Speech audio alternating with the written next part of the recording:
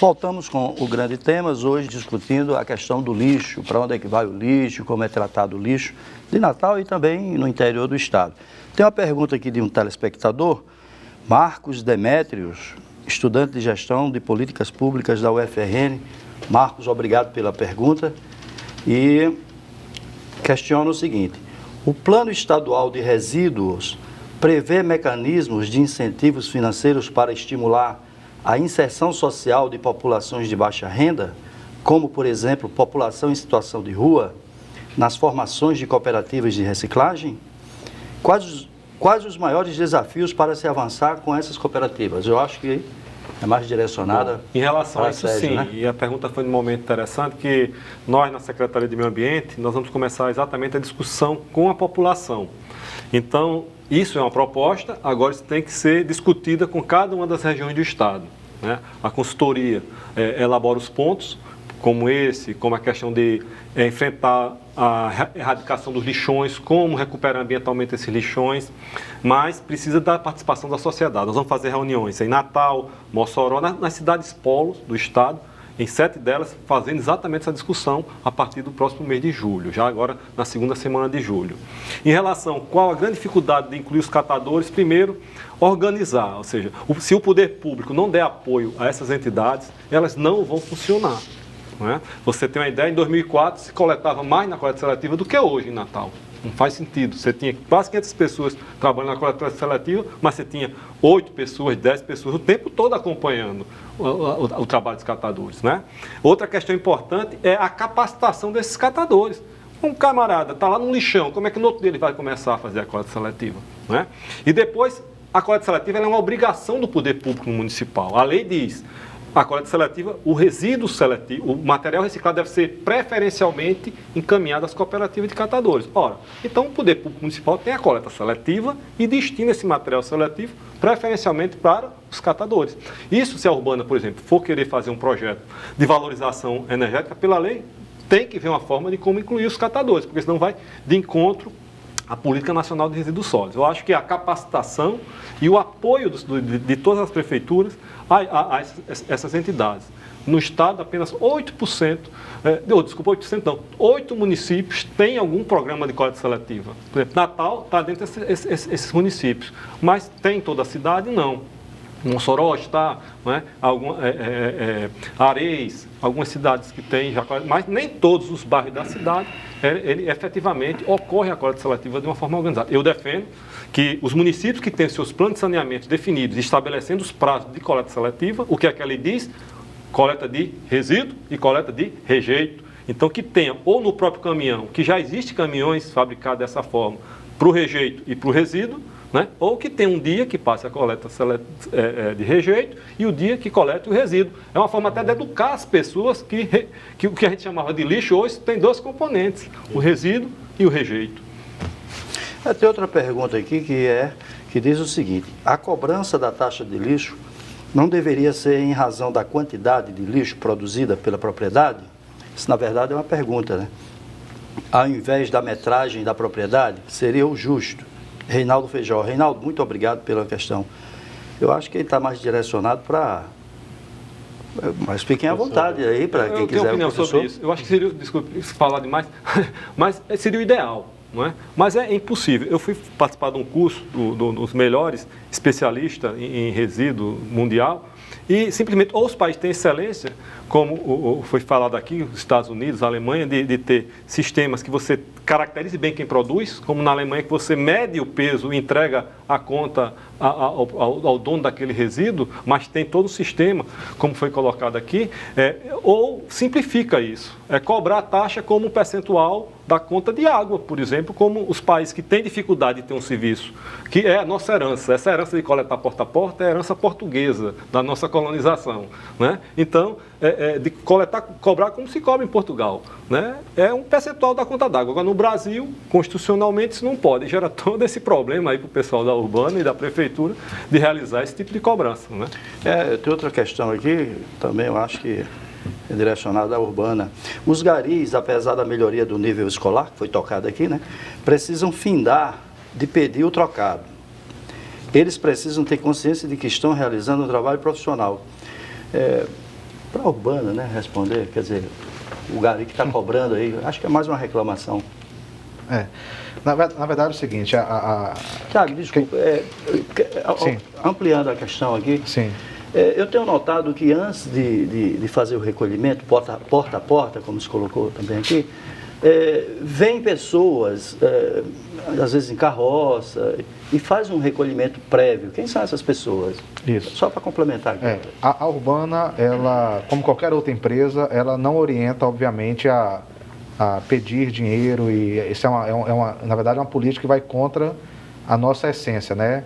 Pra você ter uma ideia, a Urbana é uma companhia mista, né? Onde a maior parte ela é pública, mas que todos nós sabemos que são os melhores salários do Brasil, inclusive, né? Para o nosso quadro de funcionários. E a gente tem realmente dá as condições econômicas, pagamos em dias, com todos os atestados de saúde ocupacional em dia, com todos os EPIs em dia. Então dá todas as condições de trabalho e jamais se permite esse tipo de situação. Mas realmente o que acontece é que existe muito trabalho informal do lixo ainda, né? Isso é um problema que não é um problema só do poder público, né? Isso é um problema da sociedade, isso é um problema do Ministério Público, isso é um problema dos governantes, dos gestores, das indústrias, das empresas. Isso é um problema da sociedade de forma geral, né? A mesma pessoa que liga reclamando que a sua rua ou o canteiro da principal da cidade está com pó de entulho é aquela que contrata um serviço informal, né? Patrocina uma atividade ilegal para trazer os problemas contra ela mesma. Então, a gente tem muita dificuldade em relação aos carroceiros, né? E não somente carroceiro, indústrias, empresas, né? Que às vezes até vêm de outros municípios, né? Em carros de serviço, destinar esses resíduos no município de Natal. E para onde vai esse lixo que essas pessoas recolhem? Não, eles vão principalmente para as vias públicas, terrenos baldios, canteiros centrais da cidade, né? Isso é considerado um crime ambiental, é muito importante a gente separar os atores, né? A Urbana nada mais é do que uma empresa de limpeza pública. A Urbana não tem poder de polícia, ela não pode autuar esse tipo de situação. Ela pode fazer como qualquer um deve fazer, que é denunciar, né? O que a gente faz é denunciar, né? Quem tem esse papel a nível municipal, a Secretaria Municipal de Meio Ambiente e Urbanismo, a nível estadual é o IDEMA, a nível federal é o IBAMA, né? E todos nós temos o dever de fazer, não somente não contratar o serviço, é o primeiro, passa por um processo de educação, de sensibilização, mas também de comunicar aos órgãos oficiais, né, que está ocorrendo algum tipo de crime ambiental com a contratação e destinação de resíduos sólidos de forma inadvertida nas ruas de Natal, né? Presidente, a Urbana, nos últimos anos, ela tem aumentado a terceirização. A gente tem notado isso. Ela tem aumentado a terceirização. Isso melhora a eficiência ou não? Isso aumenta os conflitos com a categoria ou não? Como o senhor vê essa questão? Eu acho que melhora. A terceirização tem mostrado uma eficiência maior, pelo que eu estou sentindo. O trabalho, ele vem, logicamente, agregado de maquinário. A Urbana, ela hoje tem dificuldade de ter o seu patrimônio próprio devido a problemas de justiça, problemas trabalhistas, problemas de demanda judicial. Então, todo equipamento que porventura a gente tiver, ele pode correr um risco de uma demanda judicial. Com a entrada da terceirizada, veio caminhões novos, caminhões de ponta, com tecnologias modernas, enfim. A gente tem hoje um equipamento e tem hoje uma infraestrutura muito melhor. Além de que a mão de obra é muito mais flexível, porque você tendo uma mão de obra pública, a forma de se tratar com o funcionário público é muito diferente da empresa privada. A empresa privada você tem facilidades de alinhar melhor o seu quadro, admitir, enfim.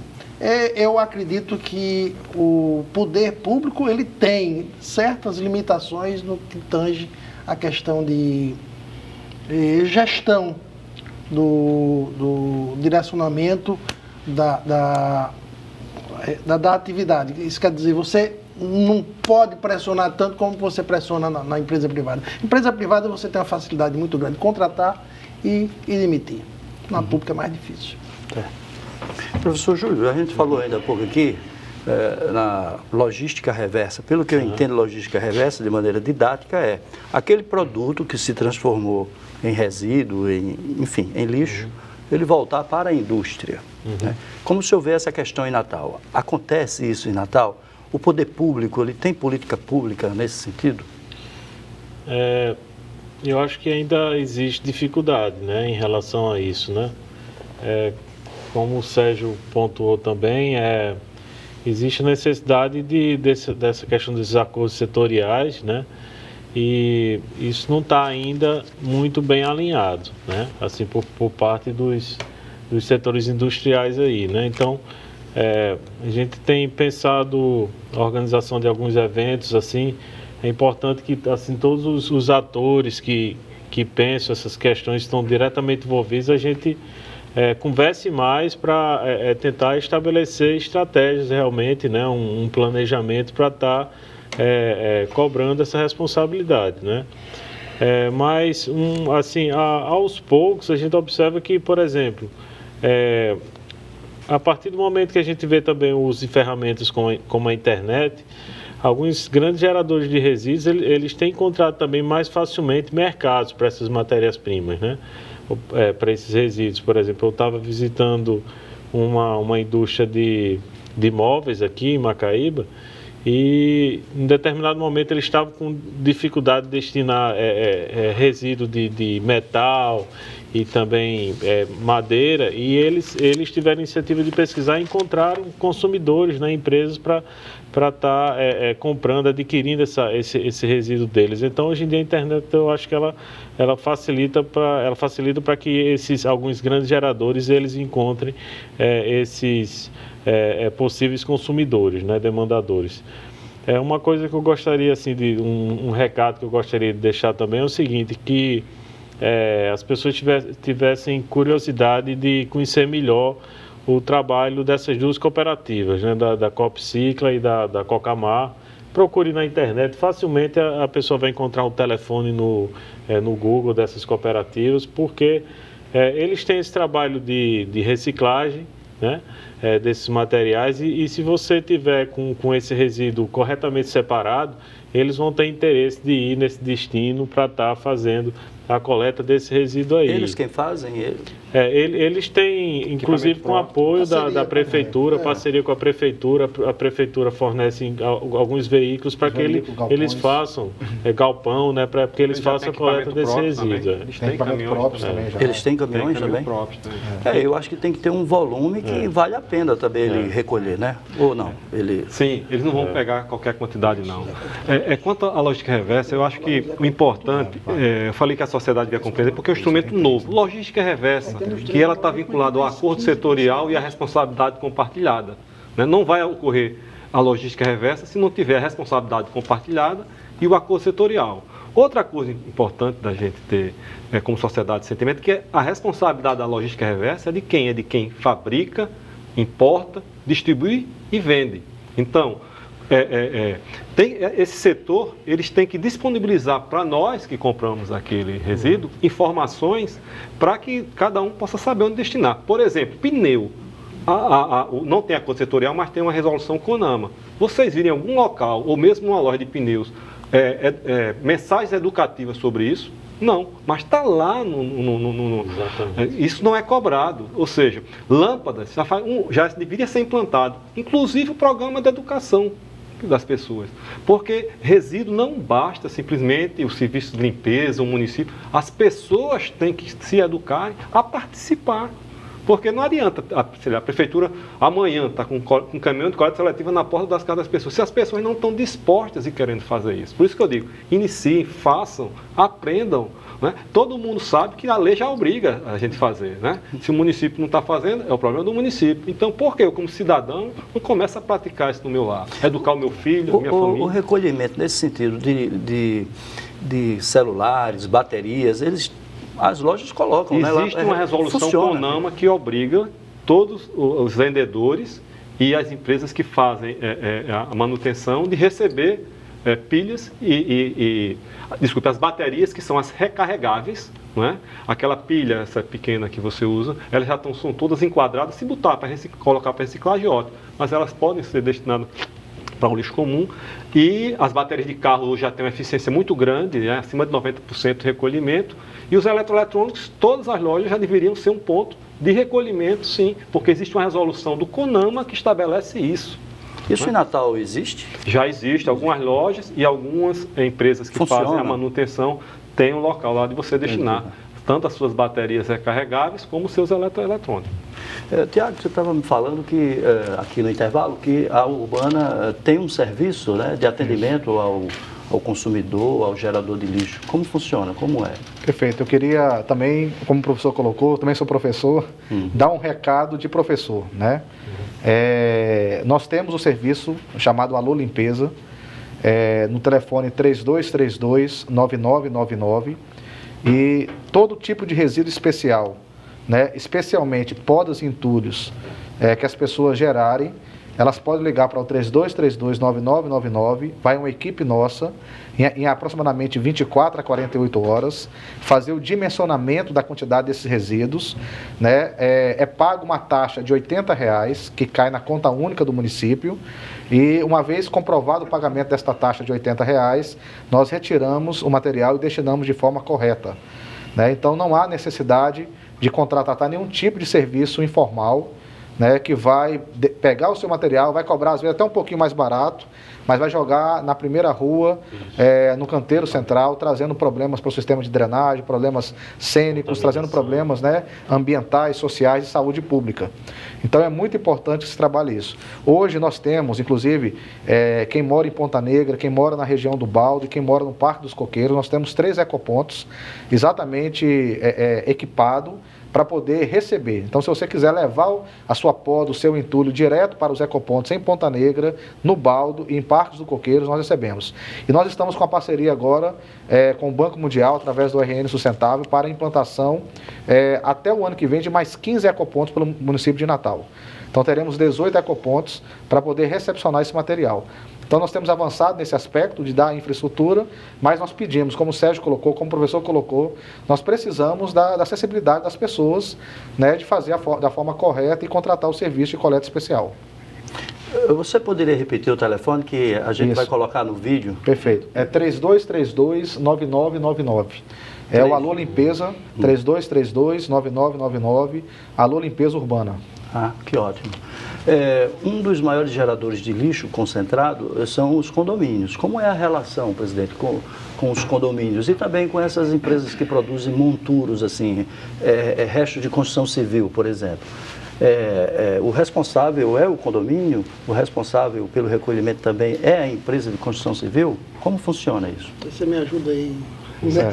Deixa eu colocar uma coisa importante que é uma questão legal, né? O Valério está chegando agora, já há 60 dias, mas já está virando um doutor na área, mas tem algumas coisas importantes em relação a essa pergunta, muito importante do ponto de vista legal. Nós temos a nossa legislação municipal, o nosso Código Tributário, inclusive, que alguém que produza a partir de 200 litros de resíduos por dia é considerado um grande gerador. Então ele tem a obrigação de armazenar, transportar e destinar de forma correta esse material, né? Se for material orgânico, vai para o aterro sanitário. Se for classe 1, resíduo perigoso, vai para os processos de tratamento por incineração. Então, é obrigação. O condomínio, existe um dilema muito grande, porque o condomínio, mesmo sendo um CNPJ, na verdade, há uma geração individual. E cada apartamento, cada residência, paga lá a TLP, a taxa de limpeza pública, que para recolhimento desse material. Mas o que nós fazemos? Nós fazemos, primeiro estamos trabalhando a questão da sensibilização com as cooperativas, né? E é muito interessante para elas a concentração de material reciclado, colocando a cooperativa em contato direto com esses condomínios para poder retirar aí os 45%, 50% do total gerado de resíduos por dia. E o restante, que é coleta, a gente faz a coleta direto junto aos condomínios, né? Então, ainda existe uma discussão muito grande se é grande gerador ou não. O entendimento atualmente é que não é. Porque quando você distribui aquela quantidade de material por residência, passa a ter menos de 200 litros por dia. Sim. Um dos desafios da questão do lixo são as pragas, os insetos. Hoje, a população de Natal está protegida em relação a isso? Veja bem, mesmo diante de todas as dificuldades, né, nós estamos vivendo uma crise econômica que afeta diretamente esse serviço que é muito caro, o serviço de limpeza pública é muito caro. A gente precisa ressaltar que pela primeira vez na história, o serviço público melhor avaliado pela população de Natal 3 vezes seguidas é o serviço de limpeza pública. Né? Foi feita uma pesquisa em agosto do ano passado, em fevereiro deste ano e no começo deste mês, né, pela Consult.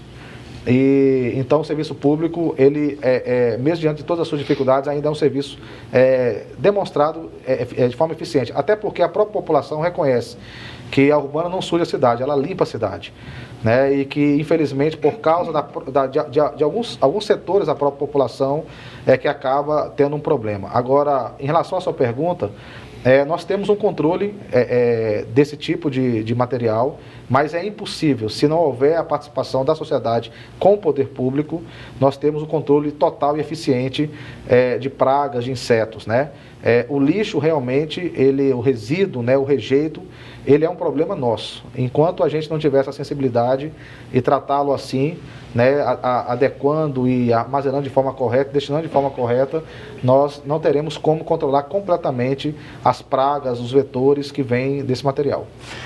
Bom, professor Júlio, o senhor queria reforçar o convite para... Como são os nomes das cooperativas? Copcicla e Cocamar. Né? Nós estamos no finalzinho. Então é interessante, eu recomendo que tenham curiosidade de conhecer, fazer alguma visita também para ver como é o trabalho deles, né? E, assim, realmente um trabalho muito importante, né, para o meio ambiente, assim, para esse tema da sustentabilidade, porque é uma forma também de estar colaborando para gerar renda também para essas organizações e também para esses trabalhadores, fortalecendo, né? Então, se eles tiverem mais material, né, mais resíduos para reciclagem, com certeza eles vão se fortalecer economicamente e vai gerar também mais oportunidade de estar ocupando mais pessoas. Esses resíduos são vendidos por eles, né? E a renda fica para a cooperativa. Muitas vezes as pessoas pensam que fica para a prefeitura, mas não, a renda é para os catadores. Bom, eu quero agradecer a vocês, hoje discutindo aqui, né, no Grandes Temas, a questão do lixo em Natal, um problema seríssimo, desafiador, não só para o poder público, mas para toda a sociedade. E agradecer a você que está em casa, nos assistindo, nos assistindo até agora, agradecer a você de maneira muito especial. Muito obrigado e até o próximo Grandes Temas. Até lá.